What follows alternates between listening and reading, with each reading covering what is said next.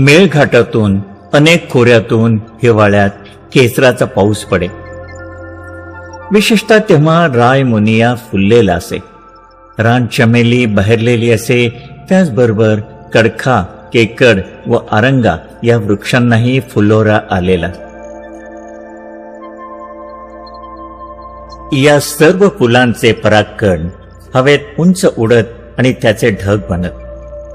त्यावर दव पडलं की केशरी रंगाचे सुगंधी तुषार त्या खोऱ्यातील नदीकाठच्या प्रचंड शिळा, दगडगोटे व वृक्षांच्या पानावर पडत. चांदण्या रात्री मोठी बहर येई. नदीकाठच्या दाट जंगलावर आल्हाददायक चांदणं पडलेलं, पाण्यावर वृक्षांच्या सावल्या पडलेल्या. जिकडं तिकडं गूढ रम्य वातावरण असे. आमचं निवासस्थान उंच डोंगरावर होतं. पायथ्याला नदी वाहे. मेळघाटातील नद्यांना खळखळाट फार, परंतु त्या शांतपणे वाहू लागल्या की त्यात संगीताचं नाद माधुर्य असे. डोहाजवळच्या एका उंच शिळेवर मी सुमित्रा बरोबर बसलोय. आल्हाददायक थंडी पडलेली, आता कुठं पानगळीला सुरुवात झालेली.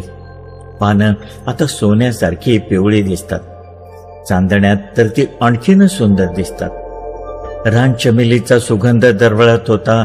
समोर उभ्या असलेल्या 2-3 कडेच्या निष्पन्न झाडांचे काष्ठशिल्प दिसे. त्यांच्या फांदीवर मोर, लांडोर आणि त्यांची 5-6 पिल्लं हारीने एकमेकांना बिलगून बसलेली. निळ्या आभाळाच्या पार्श्वभूमीवर त्यांच्या काळ्या आकृत्या दिसायच्या. मध्येच मोर जागा होऊन असा आवाज काढून साऱ्या जंगलाला जागा करायचा. क्षणोक्षणी तो आवाज चढत जाई. चोरट्या पावलानं चाललेला बिबट जागच्या जागी मरून जायचा. रात्री त्याची नजरबंदी मोरावर चालत नसे आणि मोराला अंधारात दिसत नसे. मध्येच रातकिड्यांचा आवाज येई. मी सुमित्राला सांगे, सुमित्रा, हे रातकिडे मोठे अद्भुत असतात. त्यांची अर्भकं 17 वर्षे जमिनीखाली राहून वयात यायची वाट पाहत असतात. मध्येच डोहातील झिंग्याचा आवाज येई. यापूर्वी सुमित्राने कधी त्यांचा आवाज ऐकला नव्हता. तो आवाज ती आश्चर्यभरीत नेत्र करून ऐकत होते. मग पाक मांजरांचा कुक कुक कुक असा शांततेतून स्त्रवणारा आवाज येऊ लागला. इतक्यात आमच्या अंगावर आभाळातून जलतुषार पडतात असं वाटू लागलं. सुमित्राच्या उजळ पोशाखावर ते दिसू लागले. केशरी वर्णाचे तुषार आमच्यावर अधूनमधून पडतच होते. सारं वातावरण गंधित झालं. उत्तर रात्रीनंतर हवेतील गारठा वाढत होता. जरी सुमित्राच्या अंगात उनी कपडे होते तरी ती किंचित गारठल्यासारखी वाटत. मी माझी शाल तिच्या अंगावर घालीत म्हटलं, सुमित्रा, असू दे, खूप थंडी पडली आहे, बाधेल ती तुला. सुमित्रा मुकाट्याने माझ्याकडे पाहत होती. तिच्या मानेला माझ्या हाताचा स्पर्श झाला.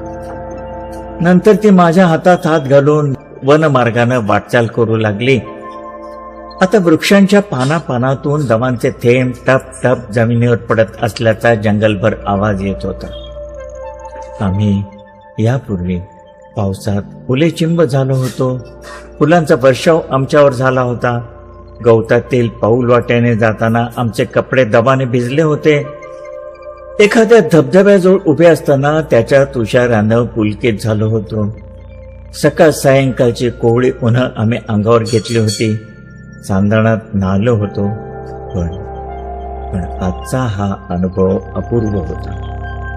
आम्ही केसराच्या पावसात न्हालो होतो. निवासस्थानी आल्यावर दिव्याच्या सौम्य उजेडात आम्ही एकमेकांना पाहिलं. सुमित्रा तर आनंदानं ओरडलीच, अरे माधव, पाहिलंस, आपण केशरात न्हायलोय. तिनं आपल्या चेहऱ्यावरून हळूच हात फिरवला. तो चेहरा केशरी वर्णाचा झाला. तिचा श्यामल वर्ण त्यामुळे आणखीन उजळून निघाला. वस्त्रावरून हात फिरवला, तेही केशरी रंगाचे दिसू लागले. आम्ही एकमेकांकडे पाहत होतो. या केसरी गंधाची आठवण म्हणून मी हळूच पुढे होऊन तिच्या कपाळाचं चुंबन घेतलं आणि तिच्या केसाच्या भांगात केसराने भरलेला माझा हात हळूच फिरवला. तिनं माझ्या छातीवर मान टेकली. जिकडं तिकडं केसर गंध दरवळला होता. नंतर आम्हाला झोप अशी आलीच नाही. केसरी गंधाच्या स्मृतीत सुमित्रा पहाटेपर्यंत जागत होती. तिचा केव्हा तरी डोळा लागला. उजाडलं होतं. पाखरांची केलबिल ऐकू येत होती. मी माझ्या अभ्यासिकेत बसून लिहित होतो. झोपलेल्या सुमित्राच्या सुंदर चेहऱ्याकडे पाहत असताना मला हळदणकरांच्या चित्रातील दिव्याच्या प्रकाशातील उजळलेल्या सुंदर मुद्रेची आठवण झाली. तो केशरी प्रकाश आता तिच्या शांत मुखावर पडलेला आहे असं वाटलं.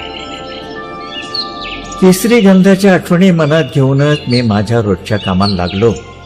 परंतु काल रात्रीचा अनुभव मला कुठल्या तरी गंधर्व नगरीत सुमित्रा बरोबर फिरून आल्याची पुन्हा पुन्हा आठवण करून देत होती. दुपारी जेवण झाल्यावर सुमित्रा माझ्या अभ्यासिकेत आली आणि म्हणाली, आज परत गावी जाते रे मी. का ग? का? एवढ्याच जंगलाचा कंटाळा आला? राहा की अजून 3-4 दिवस. ती माझ्याकडे हरणीसारख्या डोळ्यांनी पाहत होती. इतके स्नेहशील डोळे माझ्या पाहण्यात आजतागायत आले नव्हते.